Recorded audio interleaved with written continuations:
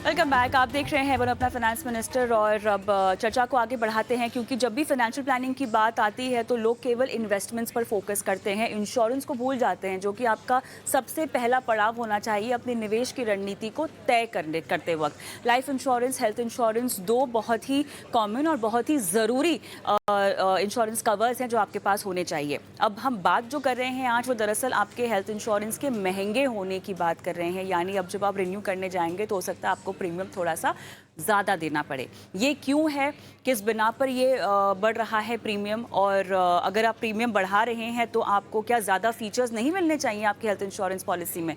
ये सब तमाम बातें हैं जिन पर हम चर्चा करेंगे। हमारे साथ Syed Miraj Naqvi, CEO, principal officer, रिस्पीडेबल इंश्योरेंस ब्रोकर, मेरे साथ जुड़ गए हैं। Pankaj Mathpal, MD, optimum money managers भी जुड़ गए हैं। आप दोनों का स्वागत है हमारी इस बेहद खास पेशकश में। और सैयद जी, पहले तो बताएं, हेल्थ इंश्योरेंस का जो प्रीमियम बढ़ रहा है ऑन एन एवरेज कितनी से कितनी रेंज में बढ़ता हुआ आप देख रहे हैं? देखिए नमस्कार। जो हेल्थ इंश्योरेंस का प्रीमियम बढ़ रहा है वो कई फैक्टर्स पे डिपेंड करता है। जैसे कोई मैं अगर अपना इंश्योरेंस करवा रहा हूँ, मेरी एज का बढ़ रही है तो प्रीमियम बढ़ेगा, और भी सारे फैक्टर्स होते हैं। आप सम इंश्योर्ड किस्त ले रहे हो, किस हिसाब से होगा उस पे बढ़ता है।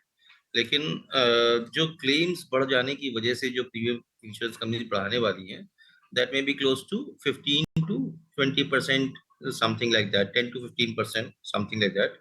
It is going to increase होने वाला है आने वाले समय में। पंकज जी, आप क्या होता हुआ देख रहे हैं?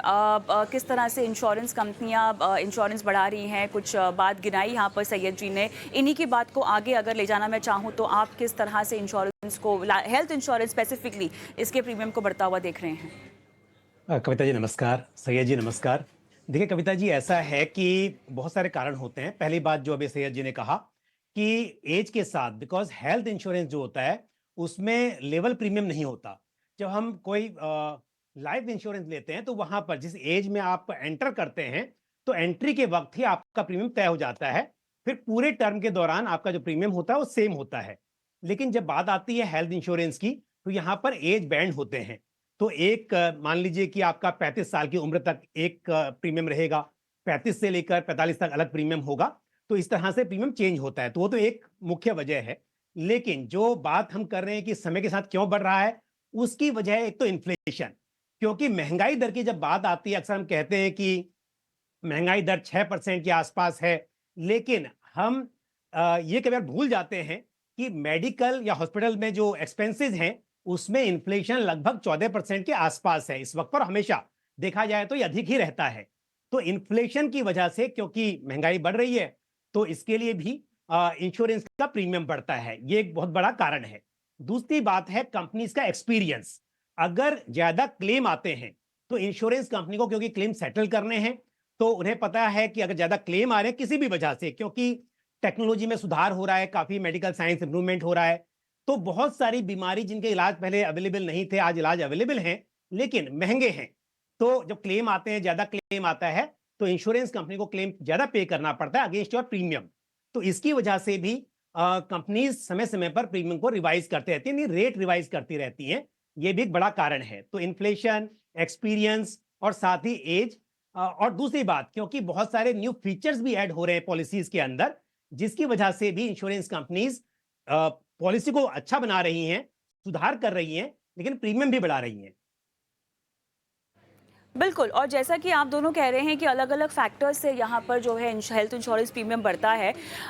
कुछ डेटा हम यहाँ पर दिखाना चाहते हैं दर्शकों को, ताकि ये समझ में आ जाए कि एक साल में आखिर कितना प्रीमियम जो है वो बढ़ता हुआ देखा है। लगभग 25%, 72%, 92% माफ़ कीजिएगा, लोगों को लगा है कि जो प्रीमियम है वो एक साल के अंदर 25% जो है वो बढ़ा है। ये एक सर्वे के तहत हम आपको बता रहे हैं, जो आंकड़े सामने आए हैं। 21% ग्राहकों का दावा ये है कि 50% तक उनका जो प्रीमियम है वो बढ़ा है। इतना ही नहीं, 31%, चलिए यहाँ पर 31% ग्राहकों का दावा है कि 25 से 50% तक प्रीमियम बढ़ा है। इस बीच यहाँ पर एक छोटा सा हमें फाइनेंस मिनिस्टर की बातचीत पर जाना होगा, और बीएससी के एक इवेंट पर फाइनेंस मिनिस्टर मुखातिब है, वहीं चले जाते हैं। निर्मला सीतारमण, जहां पर उन्होंने निवेश और बाजार के तमाम पहलुओं पर अपनी राय रखी है। उन्होंने बताया कि कैसे भारतीयों की जो बचत है और जो निवेश है वो हम बढ़ता हुआ देख रहे हैं, न सिर्फ स्टॉक मार्केट में बल्कि स्टॉक मार्केट का ही हिस्सा अगर वो म्यूचुअल फंड्स के जरिए चाहते हैं, एसआईपी करना चाहते हैं, फिक्स डिपॉजिट में भी हमने देखा है कि आंकड़े बढ़ रहे हैं।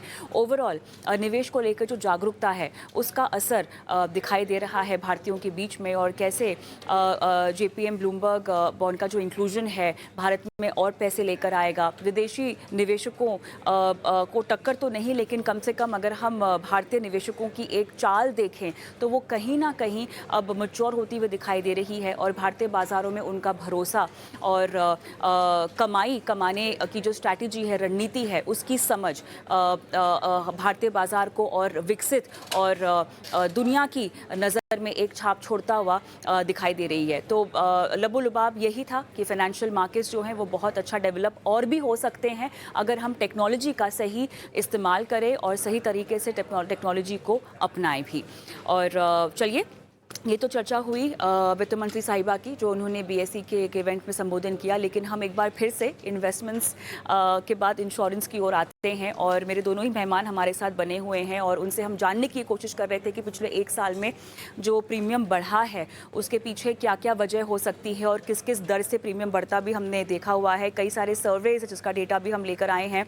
2022 में पंकज जी हमने देखा 62% तक जो है कोविड के दौरान प्रीमियम बढ़ा है हेल्थ इंश्योरेंस का। 2024 में हम देख रहे हैं कि अब लगभग 52% हो गया है। यहाँ पर पंकज जी बहुत सारे कदम हैं जो रेगुलेटर की तरफ से भी सामने आते हुए हमने देखे हैं, जहाँ पे रेगुलेटर ने कहा है कि एक सीमा लगा दी जाए। ये मन चाहा इजाफा नहीं होना चाहिए, मन चाहे तरीके से आपके प्रीमियम जो है वो नहीं बढ़ने चाहिए। ये एक बात भी सही है, लेकिन कहीं ना कहीं इंश्योरेंस कंपनियां बढ़ती हुई डिमांड को भुनाना भी तो चाहती हैं। तो जहाँ तक प्रीमियम बढ़ाने की बात है, क्या कोई कैपिंग सामने आ रही है? ये ऑब्जर्वेशन रेगुलेटर की बिल्कुल सही है, लेकिन इस ऑब्जर्वेशन पर कितना काम हो रहा है इंश्योरेंस कंपनियों के जरिए? क्योंकि अभी वो समय है जब आप अपनी इंश्योरेंस पॉलिसीज को रिन्यू कराएंगे। ठीक है, अगर आपने 2-3 समय तक का कोई कॉन्ट्रैक्ट नहीं शामिल किया हुआ है अपने अंदर, तब तक आपको, अगर ईयरली है तो आपको उसको रिन्यू करना होगा, तो वो महंगा होगा। तो बताएं, क्या कोई कैपिंग है, क्या कुछ कदम उठाए गए हैं? देखिए, ऐसा तो नहीं है कि कोई कैपिंग है, क्योंकि इंश्योरेंस कंपनीज अपने हिसाब से यदि वो जस्टिफाइड है, जैसा मैंने कहा कि एक वजह तो अगर फीचर कुछ ऐड कर दिए गए हैं उसमें, तो उसकी वजह से भी बढ़ता है। दूसरा, जैसा आपने अभी कहा कि कोविड के दौरान प्रीमियम काफी बढ़ाए गए, उसकी खास वजह यही थी कि इंश्योरेंस कंपनीज को बहुत क्लेम मिले, और जब ज्यादा क्लेम का एक्सपीरियंस आया कि क्लेम ज्यादा आ रहे हैं, तो फिर उस हिसाब से जो कैलकुलेशन बैठती है, फिर प्रीमियम को रिवाइज किया गया। अच्छा, इसकी बात एक एक वजह ये भी है, हालांकि सवाल ये था कि क्या रेगुलेटर कुछ कदम उठाएंगे या फिर कंपनीज इस पर कदम उठाएंगी, तो कंपनीज की तरफ से ऐसा नहीं है। लेकिन मैं एक बात जरूर यहाँ पे कहूंगा एडिशनल, कि कई बार ऐसा भी होता है कि कुछ हॉस्पिटल्स में ये देखते हुए कि किसी का इंश्योरेंस है या नहीं है, उस हिसाब से रेट तय होते हैं। तो जब तक ये बातें नहीं रुकेंगी, जब तक इस पर कंट्रोल नहीं होगा कि हॉस्पिटल्स जो हैं उनके लिए एक सीमा हो, हर बीमारी के इलाज के लिए, कोई सर्जरी के लिए वो सीमा तय होगी, तभी ये कंपनीज के लिए आसान होगा तय करना कि इंश्योरेंस का प्रीमियम कितना रहेगा। अदरवाइज अक्सर इसे हम डिसऑनेस्टी भी कह सकते हैं कि इस डिसऑनेस्टी की वजह से इंश्योरेंस कंपनीज को मजबूरन प्रीमियम बढ़ाना पड़ता है, और उसका असर ऑनेस्ट लोगों पर ज्यादा पड़ता है। तो इसके लिए शायद अगर आपको एक कंट्रोल करना है, तो इंश्योरेंस कंपनीज को हर चीज के लिए एक सीमा तय करनी होगी कि किस बीमारी का जो एवरेज इलाज होता है, और कई कंपनी करती भी है ऐसा। उसको कई बार हम ये भी समझते हैं, नेगेटिव लेते हैं कि इससे क्लेम सेटल नहीं हो रहा है टाइम पर, लेकिन एक जस्टिफाइड तरीके से और सही तरीके से ये काम होना चाहिए कि मनमाना डिमांड किसी भी इलाज के लिए हॉस्पिटल करे, वैसा नहीं हो। अदरवाइज इसका खामियाजा अल्टीमेटली पॉलिसी होल्डर्स को ही भुगतना पड़ेगा। यहाँ पर और भी हमें सवाल लेने हैं, और क्योंकि हमारे साथ सैयद भी जुड़े हुए हैं, तो अब ये बताएं मुझे सैयद कि समझदारी से कैसे आप कदम उठाएं ताकि ये बढ़ते हुए प्रीमियम का बोझ आप पर ना पड़े। पंकज जी, मेरे ख्याल से कुछ कंपनियां भी लेकर आए हैं, कुछ नाम भी लेकर आए हैं, कुछ आंकड़े भी लेकर आए हैं, जहाँ पर अगर आपका प्रीमियम 10 लाख, अगर आपका कवरेज 10 लाख या 15 लाख का है, तो कौन सी कंपनियां किस उम्र के तहत आपका प्रीमियम बढ़ा रही हैं। लेकिन उससे पहले स्मार्ट टिप्स आपकी तरफ से सैयद क्या होंगे? प्रीमियम अगर बढ़ भी रहा है तब भी आपके पास जो है फीचर पैक्ड प्रोडक्ट आ जाए बढ़े हुए प्रीमियम पर, बताएं। देखिए, ऐसा होता है कि सिर्फ जब भी कोई आदमी इंश्योरेंस लेने जाता है, तो हम एज़ ब्रोकर हमारी समझ ये कहती है कि सबको पहले ये सोचना चाहिए कि मेरी ज़रूरत कितनी है। सिर्फ़ वो फ्लैशी सम इंश्योर्ड दिख रहा है ऊपर बड़ा-बड़ा या फिर प्रीमियम कहीं कम दिख रहा है, कुछ कवरेज के कंपैरिज़न समझ में नहीं आ रही है। अगर मैं अपनी अपनी ज़रूरत अभी की और भविष्य में आने वाली ज़रूरतों को समझ सकता हूँ, तो मैं बहुत आसानी से अंदाज़ा लगा सकता हूँ कि मुझे किस तरीके के प्लान में जाना चाहिए और फिर क्या मेरी बजट है और कितना मेरा अलाउ करता है फ्यूचर में अर्निंग किस तरह से ग्रोथ होगी, क्या ट्रैजेक्टरी होगी, उसके हिसाब से मुझे इंश्योरेंस का प्रीमियम डिसाइड करना चाहिए। प्रीमियम बढ़ रहा है, उसको कम करने के लिए देखिए रिटेल की पॉलिसीज़ में जो रिटेल इंश्योरेंस होता है, उसमें इंश्योर्ड या एक इंडिविजुअल ज़िम्मेदार नहीं हो सकता क्योंकि वो एक बहुत ही बड़े स्टैटिस्टिकल डेटा पे काम होता है। जैसे सर ने भी बोला कि जैसे-जैसे मेडिक्लेम के पिछले क्लेम्स आएँगे, उस तरीके से आगे पॉलिसी के प्रीमियम तय होता है। तो यहाँ पे बस अगर मैं खुद परचेज़ करने जा रहा हूँ एज़ इंडिविजुअल बायर तो मैं देखूँगा कि मेरी ज़रूरत कितनी है। बहुत ज़्यादा फैंसी कवरेज पे ना जा कर के अपनी ज़रूरत के कवरेज पे जाऊँगा और अगर मान लो प्रीमियम मुझे ज़्यादा देना है तो ज़रूर है कि मुझे देखना चाहिए कि मुझे एक्स्ट्रा क्या मिल रहा है। तो कई सारे कवरेज ऐसे हैं आज की तारीख में अवेलेबल जिससे आपको अच्छे बेनिफिट्स मिल सकते हैं। तो हमेशा कंपैरिज़न करना चाहिए। इसके लिए आपको एक अच्छे एजेंट या अच्छे ब्रोकर से कॉन्टैक्ट करके पॉलिसी को अच्छी तरह समझना चाहिए।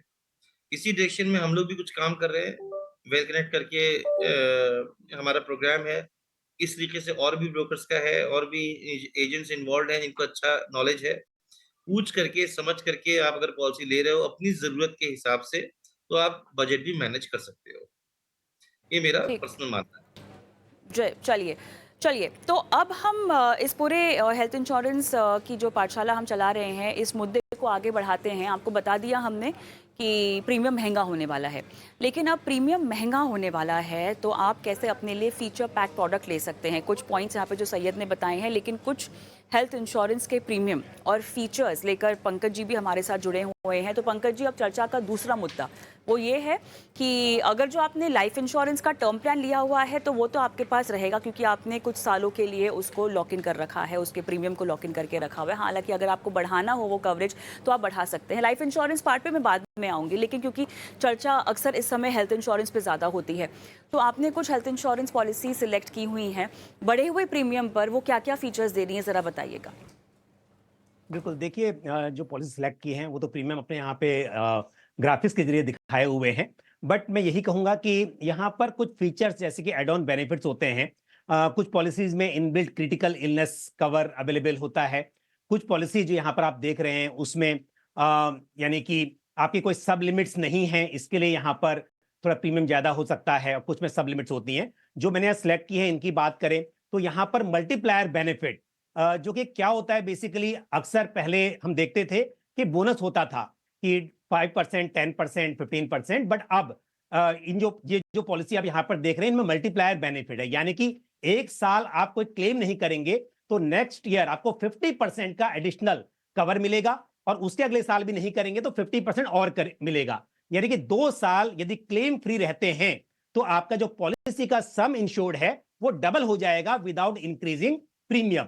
ये एक बेनिफिट होता है। दूसरी बात क्या है, रिस्टोरेशन बेनिफिट। इसका मतलब क्या है यहां पर कि ये जो सभी पॉलिसी आप यहां पे देख रहे हैं सभी में फीचर है, यानी कि यदि आपने पूरा का पूरा क्लेम जो आपका सम इंश्योर्ड था वो क्लेम ले लिया किसी बीमारी के लिए, लेकिन उसके बावजूद भी यदि दोबारा से उसी पॉलिसी ईयर में क्लेम आता है उस बीमारी को छोड़कर बाकी बीमारी के लिए, तो फिर से आपका वो टॉपअप हो जाएगा। यानी कि यदि आपकी 10 लाख की पॉलिसी है और 10 लाख आपने कवर ले लिया था तो ये मत सोचिए कि फिर से अगर अस्पताल में एडमिट होना पड़ा तो कवर नहीं मिलेगा, क्योंकि यहां पर रिस्टोरेशन बेनिफिट है, फिर से आपको क्लेम मिल सकता है। तो ये कुछ फीचर हैं। उसके अलावा यहाँ पे आप देख सकते हैं, यदि बात करें हम आदित्य बिरला एक्टिव हेल्थ की या एचडीएफसी सिक्योर की, तो यहाँ पर आपके एक चीज और भी अच्छी है, यदि आप एक्टिव हैं, आप जिम जाते हैं, आप रनिंग करते हैं, आप किसी तरह की फिटनेस एक्टिविटी करते हैं, तो एक आपके ऐप के जरिए ये मॉनिटर होती रहती है, रिकॉर्ड होती हैं और इसके बदले में आपको रिवार्ड पॉइंट्स मिलते हैं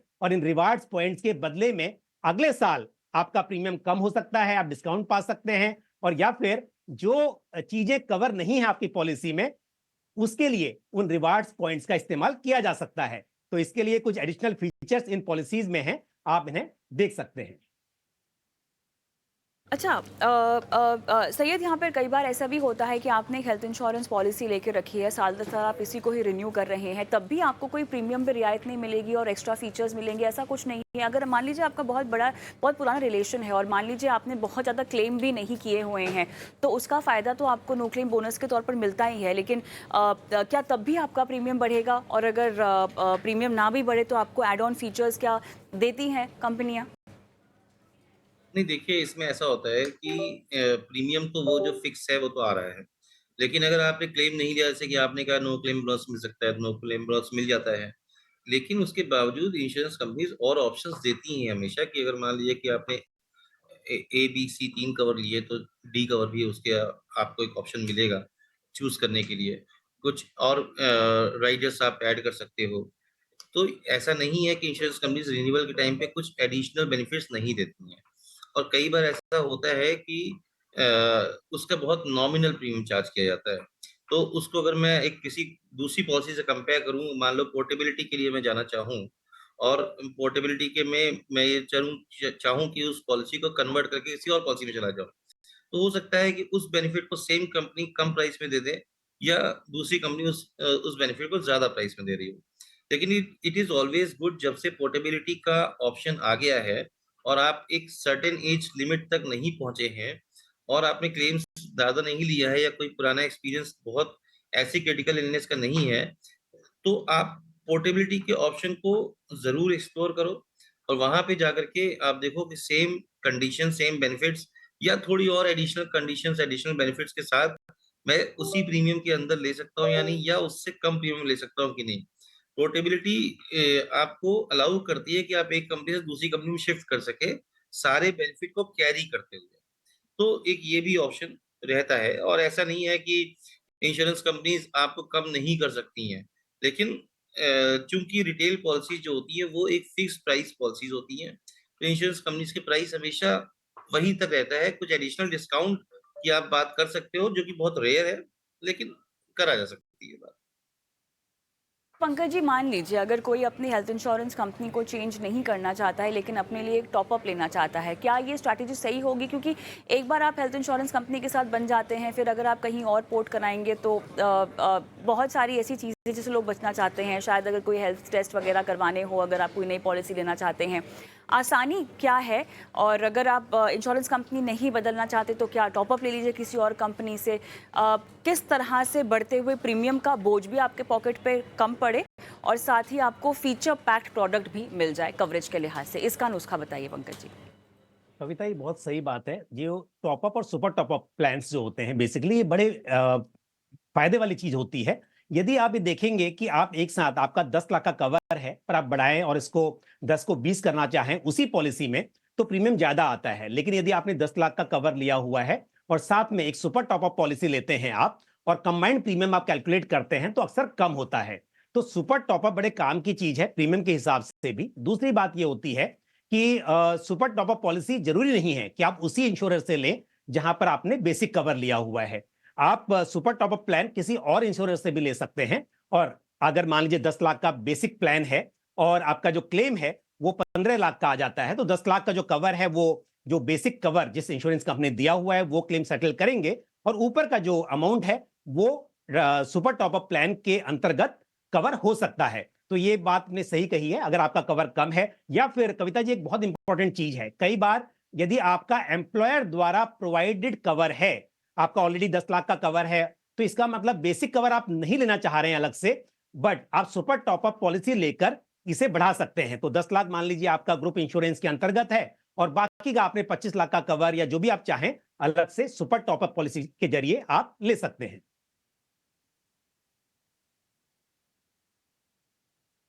ऑलराइट, चलिए मेरे ख्याल से ये मुद्दा तो बहुत ज़्यादा बड़ा है और इसके लिए हमें और एक आधे घंटे की डिस्कशन कर लेनी चाहिए, क्योंकि बहुत सारे ऐसे पहलू हैं उम्र के लिहाज से जो लोगों को कवर करवाने होंगे हेल्थ इंश्योरेंस के पर्सपेक्टिव से, लेकिन वो चर्चा अब हम किसी और हफ्ते के लिए रखेंगे। फिलहाल सैयद, आपका बहुत बहुत धन्यवाद, समय निकाला आपने और इतने अहम मुद्दे पर अपनी राय रखी और दर्शकों का मार्गदर्शन किया।